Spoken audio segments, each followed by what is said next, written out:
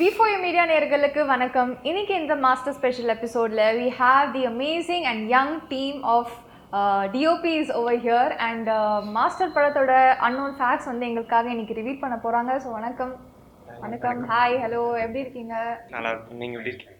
Super. So before we could go into the interview, உங்களோட ஒரு சின்ன இன்ட்ரோ எங்களோட ஆடியன்ஸ்க்கு, then we'll move ahead. Okay. I am Sushant.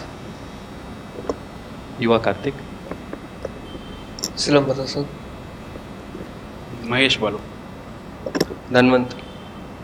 Super. So Master படத்தோட team வந்து நிறையவே எங்களுக்கு unknown facts and fun moments வந்து ரிவீல் பண்ணியிருக்காங்க. ஸோ உங்களோட டீம்லேருந்து எவ்வளோ இன்ஃபர்மேஷன் இன்றைக்கி நம்ம கலெக்ட் பண்ண போகிறோம்னு இன்றைக்கி தெரிஞ்சுக்கலாம். So starting with your team, நீங்கள் வந்து டிஓபிஸ் டீம் அண்ட் இப்போ கூட நான் before we could start the interview ரொம்ப பர்ஃபெக்டாக உங்களோட ஒர்க்லாம் கரெக்டாக இருக்கா, கரெக்டாக போகுதான்லாம் செக் பண்ணிட்டு இருந்தீங்க. So how do the training process go along with your head Sathyan Sooriyan sir, அதை பற்றி சொல்லுங்கள். ஆக்சுவலி சாரை பொறுத்த வரைக்கும் இஸ் அ பர்ஃபெக்ஷனிஸ்ட். ஸோ பிசாட்டிருந்து வந்ததுனால he tries to achieve level of perfection. So நாங்கள் எப்பயுமே இந்த இன்டர்வியூ வந்தப்போ கூட பார்த்தீங்கன்னா நம்ம எல்லாருமே எல்லாத்துலேயுமே ஒரு கரெக்டாக இருக்கான்னு ஜஸ்ட் ஒரு செக் பண்ணிப்போம். ஸோ அது எல்லா ஃப்ரேம்லேயுமே இருக்கும். மாஸ்டர் ஒரு சின்ன விஷயத்தை கூட இருக்க மாட்டோம். பிகாஸ் அதை அச்சீவ் பண்ணுறதுக்கு தான் இவ்வளோ தான் ஒர்க் பண்ணுறோம், இவ்வளோ ப்ளே பண்ணுறது எல்லாமே இருக்காது. ஸோ அது நீங்கள் பார்க்குறப்ப உங்களுக்கு தெரியும். அந்த கைதியில் ஒரு ஒர்க் இருந்திருக்கும். ஸோ கைதி டோட்டல் கான்ட்ராஸ்டாக இது ஒரு ஒர்க் இருக்கும். பட் இதுக்கு முன்னாடி வந்த படங்கள் மாதிரி இல்லாமல் it will have a signature. சாரோட சிக்னேச்சர் கண்டிப்பாக that is how we work நடக்கும் சார். ஓகே, எனிவன் எல்ஸ் நீங்கள் ஷேர் பண்ணலாம். You can share your ideas. ஏன்னா ஒவ்வொருத்தருக்கும் ஒரு தனிப்பட்ட ஒரு பாயிண்ட் ஆஃப் வியூ அண்ட் ஒப்பீனியன்ஸ்லாம் இருக்கும்ல. ஸோ நீங்கள் you can share yours. Actually, we work together as a team to bring out sir's imagination of the framing. So he tell us a few things. அப்புறம் எங்கள் இம்ப்ரவைசேஷனும் நாங்கள் பண்ணுவோம். பிடிச்சிருந்தா he agree with it. He is open to any kind of suggestions. Okay.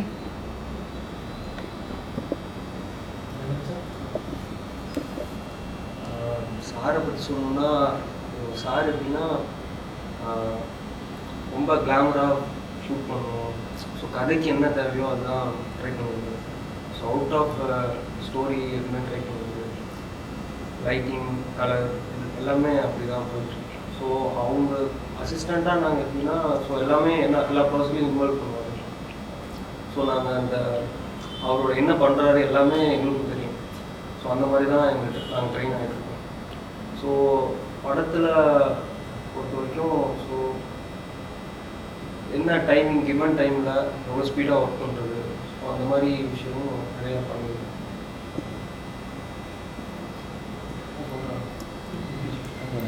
அவ்வளோதானா?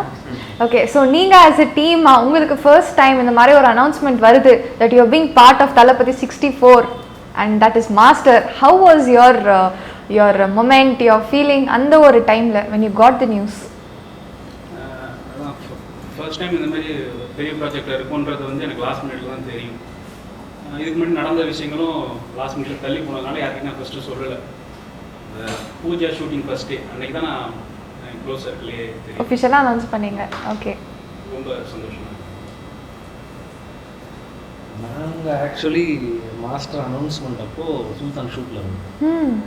So அப்படிதான் கைதி ஷூட்டில் இருக்கப்போ சுல்தான் announcement, சுல்தான் ஷூட்டில் இருக்க மாஸ்டர் அனௌன்ஸ்மெண்ட். ஸோ சுல்தான் ஷூட்டில் தான் இருந்தோம். அப்போ அங்கே ஹிட்டிக் ஷூட் போயிட்டு இருந்துச்சு. ஸோ அது செலிப்ரேட் பண்ணுறதுக்குள்ள பெருசாக இருக்கும். ஸோ அந்த இடத்துல அதை முடிச்சு கொடுக்கணும் அப்படின்னு தான் இருந்துச்சு. ஸோ அதுக்கப்புறம் நம்ம அங்கே இருந்தப்போ பெருசாக தெரியல. ஓகே, நெக்ஸ்ட் ஃபிலிம் ஜெய்சாக்கில் பண்ணுறோம் அப்படி தான் இருந்துச்சு. சென்னை வந்ததுக்கப்புறம் தான் இந்த ப்ராஜெக்டோட வீணோ ஸ்கேல் தெரியும். பட் இங்கே வந்ததுக்கப்புறம் தான் அதுக்கு என்னென்ன ஒர்க் இருக்குது. இன்னொன்று விஷயம்னா நாங்கள் ப்ரீ ப்ரொடக்ஷன் எங்களுக்கு ரொம்ப கம்மியான டைம் தான் இருந்துச்சு. Because we are in Sultan shooting. So அதை முடிச்சுட்டு தான் ப்ரீ ப்ரொடக்ஷன் ஸ்டார்ட் பண்ணுறோம். ஸோ எல்லாமே பேரலாக நடந்துச்சு. இந்த சென்ஸ் ஃபர்ஸ்ட் ஷெடியூலுக்கு ப்ரீ ப்ரொடக்ஷன் ஸ்டார்ட் பண்ணி போயிட்டு இருக்கு. At the same time second ஷெடியூலுக்கு ப்ரீ ப்ரொடக்ஷன் ஸ்டார்ட் பண்ணி போயிட்டு இருக்கு. ஸோ இங்கேருந்து நம்ம டெல்லிக்கு போகிறதுனா டெல்லியில் என்ன பண்ண போகிறோம் சார் ஒரு இன்புட் கொடுத்தாரு. ஸோ அந்த இன்புட்டுக்காக ப்ரீ ப்ரொடக்ஷன் அப்படி தான் பண்ணுறோம். ஸோ பெரிய ப்ரீ ப்ரொடக்ஷனுக்கு டைம் இல்லை. பட் அது அனௌன்ஸ்மெண்ட் வந்தப்போ நாங்கள் சுல்தான் ஷூட்டிங் வந்தோம். ஸோ அவ்வளோ செலிப்ரேட் பண்ணுற மாதிரி மூமெண்ட்டில் இல்லை.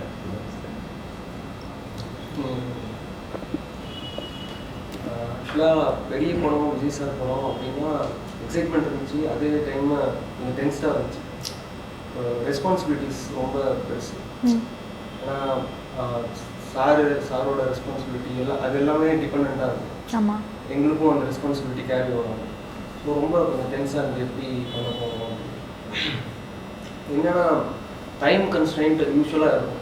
எந்த ஃபீல்டாக இருந்தாலும் டைம் நம்ம கேட்குற டைம் கிடைக்காது. ஸோ கிவன் டைமில் ப்ரூவ் பண்ணணும். ஸோ சார்ட்ட இருக்கிற ஸ்பெஷாலிட்டி என்னன்னா அந்த டைமிங்கில் வந்து ஆல்டர்னேட் டெசிஷன் எடுக்கணும். ஓகே. கேட்குறது எப்படியும் ஏதாவது ஒன்று மாறும். எதாவது நம்ம என்ன நினச்சாலும் அது ஆப்போசிட்டாக தான் இருக்கும். ஸோ கிவன் டைமில் ஒரு க்ரியேட்டிவ் டெசிஷன் எடுக்கும். அது அதிகமாக நடக்கும்.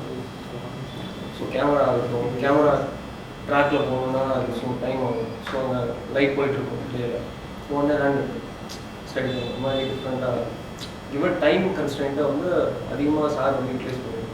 அடுத்த கேள்வி என்னன்னா லைக் உங்களோட லைக் எக்ஸைட்மெண்ட்லாம் இருந்தது. ஓகே, ஒரு பெரிய பட்ஜெட் படம் வந்து நம்ம வந்து ரொம்ப சின்சியராக ரெஸ்பான்சிபிளாக நடந்துக்கணும் அப்படின்ட்டு. And when you got to know that உங்களோட ஃபர்ஸ்ட் ஷெடியூல் வந்து டெல்லியில் இருந்தது. ஸோ டெஃபினட்டாக உங்களுக்கு நிறைய பிளான்ஸ்லாம் இருந்திருக்கும். நம்ம அங்கே போயிட்டு அது பண்ணுவோம், இது பண்ணுவோம், நம்ம ஒர்க் வந்து இப்படி இருக்கும் அப்படி இருக்கும்னு ஏதாச்சும் ஒரு மைண்டில் விஷயங்கள் ஓடிட்டே இருக்கும்ல. ஸோ எந்த மாதிரி தாட்ஸ் இருந்தது, எப்படி நீங்கள் ஃபீல் பண்ணிட்டு இருந்தீங்க அந்த மொமெண்ட்டில்? டெல்லி ஷெடியூல் பொறுத்த வரைக்கும் அங்கே க்ரௌட் நிறையா இருந்தாங்க. மீன்ஸ் இப்போ நம்ம கம்பெனிலேருந்து ஒரு 100 பீப்புள்ஸ் ப்ளஸ் டெல்லி பீப்புள்ஸ் இருக்காங்க. ஸோ அவ்வளோ பெரிய க்ரௌடுக்கு சார் லைட் பண்ண போகிறாங்கன்னா நம்ம இட்ஸ் பிக் டாஸ்க். அதுவும் இல்லாமல் நம்ம போன டைமில் வந்து டெல்லியில் ஃபார்வு ஹெவியாக இருந்துச்சு. ஸோ ஆக்சுவலாக எல்லாருமே தெரிஞ்சு ஒரு நாள் ஷூட் கூட பண்ண முடியாமல் பார்த்தாச்சு. ஸோ டெல்லியும் வந்து நாங்கள் ஒரே காலேஜில் ஷூட் பண்ணுறோம். நீங்கள் shooting like 3 to 4 colleges. So எல்லாமே அங்கே இன்றைக்கி ஒரு சீன் இங்கே இருக்குது, நாளைக்கு அங்கே ஒரு சீன் இருக்குன்னா அதுக்கு முன்னாடியே ஒரு நாள் ஈவினிங் அங்கே போய் என்ன லைட் பண்ண போகிறோம்னு சொல்லி டிசைட் பண்ணிட்டு காலையில் அடுத்த நாள் காலையில் அங்கே அசம்பிள் ஆகி அதை என்ன பண்ணுறோம் பிளான் பண்ணிட்டு பண்ணோம். ஸோ இன்னொரு விஷயம் என்னென்னா பெருசாக இங்கே யாருக்கும் ஹிந்தி தெரியாது.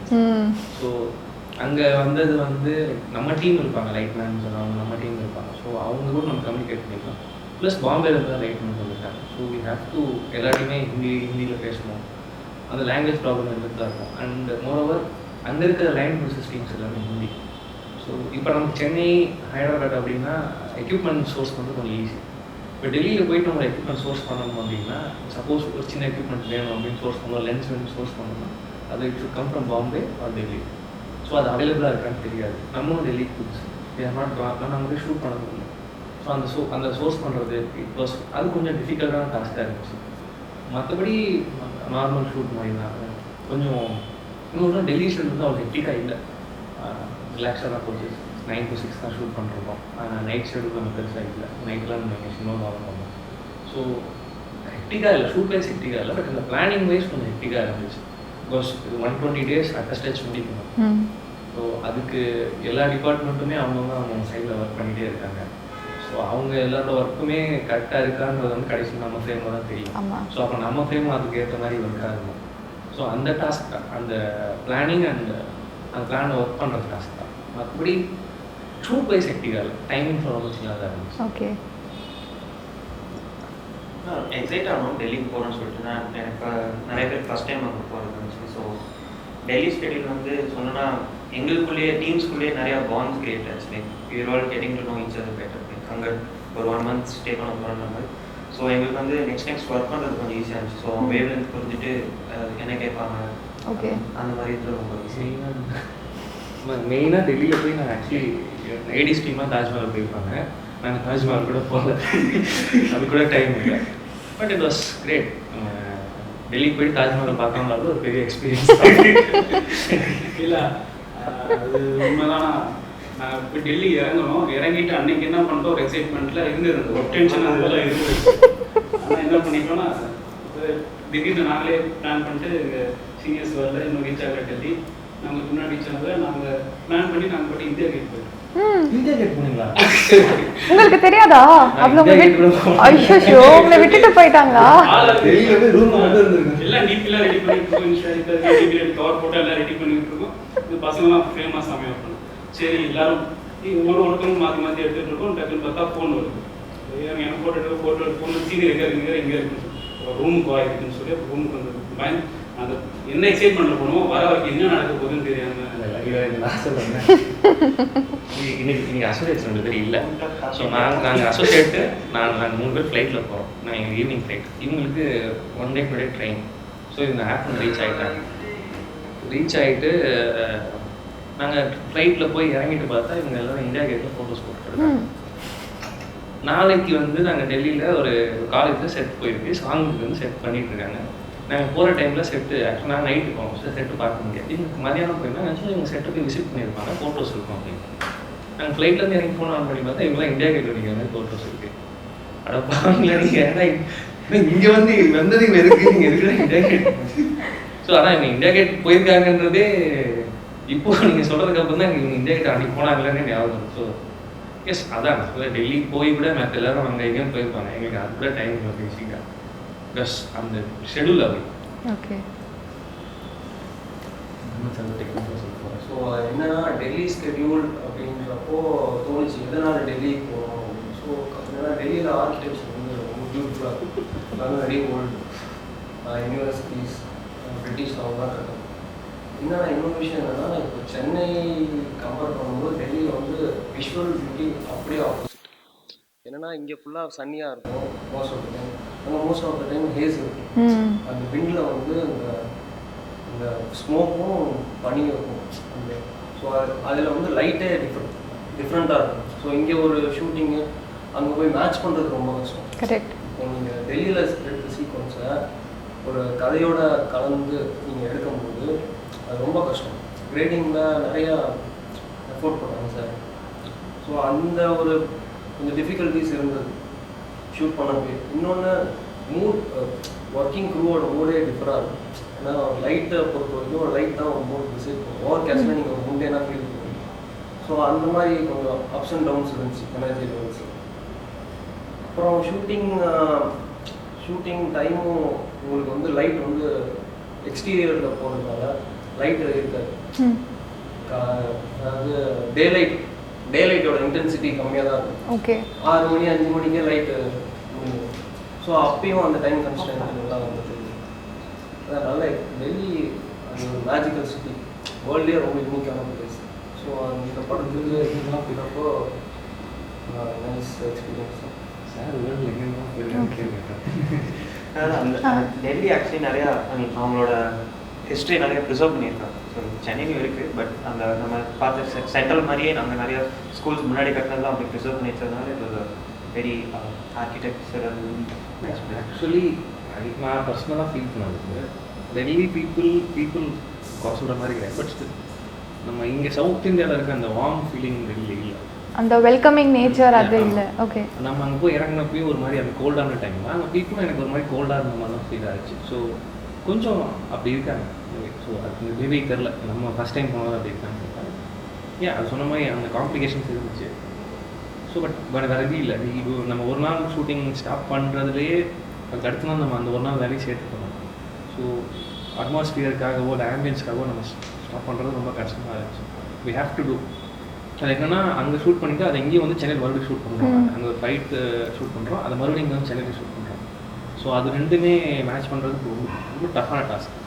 இன்னொரு விஷயம் டெல்லியில் சொன்ன மாதிரி நம்ம படம் வந்து இந்த கிளைமேட். ஸோ 3:30க்கு அப்புறமே லைட் இருக்குது.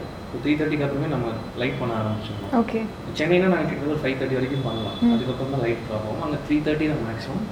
9:30 to 3:30 அதில் அந்த டைமில் என்ன பண்ண முடியும் அப்படி தான் இருக்குது. ஸோ அதுதான் அங்கேருந்து காம்ப்ளிகேஷன். இது இப்போது டெல்லியில் இருந்தால் காலேஜ் பர்சன்ஸ் அதுக்காக போயிருப்போம். என்னென்னா எங்களுக்கு என்ன எக்ஸைட்மெண்ட்னா அங்கே வந்து அவ்வளோ தமிழர்கள் இருந்தாங்க. இப்போ இங்கேருந்து ஹையர் பண்ணுறது கூட அங்கேருந்த ஆர்டிஸ்ட்டு தமிழ்நாட்டில் தான் அங்கே வந்து நினச்சாங்க. அப்பயே ஆச்சரியமாக இருந்தது, டெல்லியில் அவ்வளோ தமிழர்கள் இருக்காங்க அப்படின்னு. ஸோ இந்த படத்துக்கு டெல்லி தமிழர்கள் தான் நினச்சிருக்காங்க. Okay.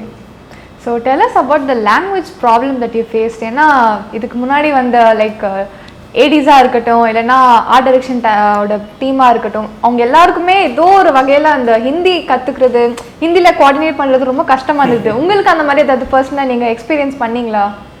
Some kind of trouble with language? இருந்தது, பட் ரொம்ப பெருசாக தான் ஒன்றும் இல்லை. கம்யூனிகேஷனுக்கு சும்மா சைக்கிளே ஏதாவது ஒன்று சொல்லிப்போம். லைட்டு ஷூட்டிங் ஸ்பாட்டில் பெருசாக எதுவும் சார்ஜ் பண்ணல கம்யூனிகேஷன். ஏன்னா மொத்த க்ரூ எல்லாமே தமிழ் தான். ஓகே. இங்கேருந்து டெல்லிக்கு போய் ஷூட் பண்ணாலும் most of the technicians crew எல்லாமே வந்து இங்கே தமிழ் ஆட்கள் தான் போய் ஷூட் பண்ணுறாங்க. கோஆர்டினேஷன் மட்டும் அப்பப்போ கொஞ்சம் இங்கிலீஷ் கொஞ்சம் ஆனால் ஹிந்தி தெரியாது கொஞ்சம் வருத்தமாக தான் இருந்தது. ஏன்னா ஹிந்தி தெரியல. இப்போது நம்ம லாங்குவேஜ் ஒரு பேரியராக இருக்குது நம்ம ஒரு க்ரியேட்டிவ் சாய்ஸ்க்கு. அங்கே இப்போ நம்ம தமிழ் அப்படின்னு இருக்கோம், ஃபுல்லாக தமிழ் தான் நம்ம படிச்சுட்டு இருக்கோம். ஹிந்தி கற்றுக்காததுனால அங்கே போயிட்டு கொஞ்சம் ஸ்ட்ரகிளாக தான் இருந்தது. மேபி நான் என்ன ஃபீல் பண்ணேன்னா ஹிந்தி தெரிஞ்சிருந்தா இன்னும் கொஞ்சம் ஹெல்ப்ஃபுல்லாக இருந்திருக்கும், கன்வீனியண்ட்டாக இருந்தது. ஆமாம் ஆமாம். ஸோ அது ஏன்னா இந்தியா ஃபுல்லாக ஹிந்தி தான் டாமினன்ட் லாங்குவேஜ். எங்கே போனாலும் ஹிந்தி இருந்தால் படிச்சிக்கலாம், கம்யூனிகேட் பண்ணிக்கலாம் ஈஸியாக. ஸோ அது ஒரு ஃபேக்டராக இருந்தது. இல்லை அப்படி இல்லை. It is not about Hindi தெரிஞ்சால் பொழைச்சிக்கலான்ற கான்செப்ட் இல்லை. அங்கே இந்த ரெக்ரூட்டிங் ஃபார் 30 days. ஸோ அந்த டைமில் நமக்கு தேவையான விஷயத்த பண்ணுறதுக்கு என்ன தேவையோ அதை பண்ணிக்கிட்டா போகும். It is not about that Hindi இருந்தால் மட்டும்தான் அப்படிங்கிற கான்செப்ட் இல்லை. And moreover we had our team, எங்களோட பர்சனல் டீம் எங்க கூட வேலை செஞ்சுட்டு இப்போ எல்லாருமே இருக்காங்க. ஸோ அவங்க எங்க கூட கைதியிலேருந்து ட்ராவல் பண்ணுறாங்க. So master 3rd to 4th அவங்க தான் பண்ண போகிறாங்க. ஸோ அந்த டீமுக்குனால எங்களுக்கு பெரிய காம்ப்ளிகேஷன்ஸ் இல்லை. சின்ன சின்ன விஷயங்கள்லாம் காம்ப்ளிகேஷன்ஸ் இருக்குது. பட் அதுக்காக நம்ம வந்து இந்த ஹிந்தி தெரியலன்ற அளவுக்கு தெரிஞ்சுக்கணுன்ற பெரிய கம்பல்சரி எதுவுமே இல்லாமல் தான் நினைக்கிறேன். ஸோ எனவே அது அவ்வளோ பெரிய விஷயம் இல்லை. பட் அந்த சின்ன சின்ன பிளானிங்க்கு கொஞ்சம் கஷ்டமாக இருந்தாலும் பட் அது இல்லாமல் நம்ம பண்ணி தான் இருந்திருக்கோம். ஸோ இதாக வந்துருச்சு. Okay, probably the only team who is okay with not knowing Hindi, I guess. ஏன்னா இதுக்கு முன்னாடி வந்து டீம்ஸ் வந்து எப்படியோ கற்றுக்கிட்டு ஒரு 5-6 பேசிக்ஸ் ஆச்சும் அவங்க கற்றுக்கிட்டு எப்படியோ அந்த க்ரௌட் எல்லாம் மேனேஜ் பண்ணாங்கன்னு சொன்னாங்க. இல்லை நமக்கு என்னன்னா நமக்கு பேசிக்காக நமக்கு என்னன்னா நம்ம வந்து we are not going to manage crowds. இப்போ அவங்க ஏடிஸ் இருக்காங்கன்னா அவங்க கிட்ட ஒரு 600,000 பீப்புள்ஸை ஒரு பொசிஷன் பண்ணி நிற்க வச்சு இல்லை like not just the crowd. இப்போ நீங்கள் ஆர்ட் டைரக்ஷன் டீமே எடுத்துக்கிட்டிங்கன்னா உங்களுக்கு ஏதாவது ப்ராப்ஸில் ஏதாவது விஷயங்கள் வாங்கிறதுக்கு they had to go to places.